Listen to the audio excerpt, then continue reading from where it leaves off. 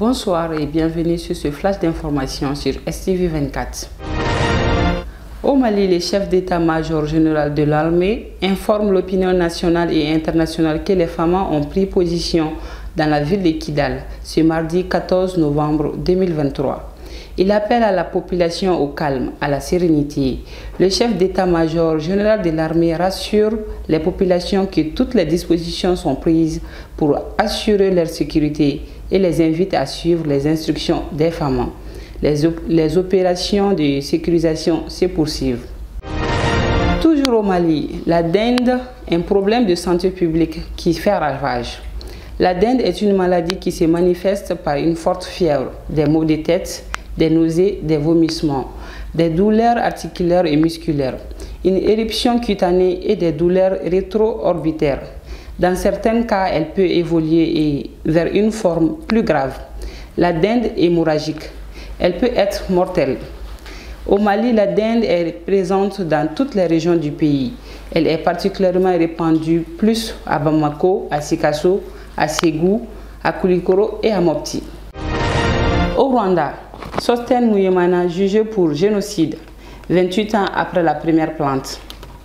Placé sous contrôle judiciaire, l'ancien gynécologue de l'hôpital de Butar, âgé de 28 ans, se présentera libre ce lundi 13 novembre devant la cour d'assises de Paris.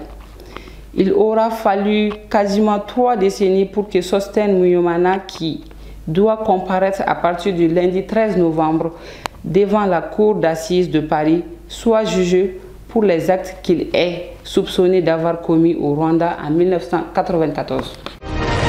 En Côte d'Ivoire, Guillaume Soro réapparaît au Niger. Exilé depuis 2019, condamné par la justice de son pays, l'ancien Premier ministre et président de l'Assemblée nationale a raconté lundi 13 novembre à Niamey le chef de la junte nigérienne. Guillaume Soro serait-il devenu le furet de la politique ivoirienne? Serait-il? Certains le disaient à Istanbul, à Dubaï, à Chypre ou plus récemment fraîchement débarqué à Bamako au Mali.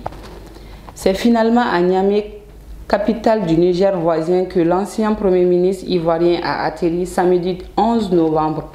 Si l'on croit au communiqué publié 2 jours plus tard par le responsable de la communication de son mouvement Génération et Peuple Solitaire, GPS. Reprise sous haute tension du procès du massacre du 28 septembre 2009. Plusieurs des principaux accusés se sont évadés le 4 novembre.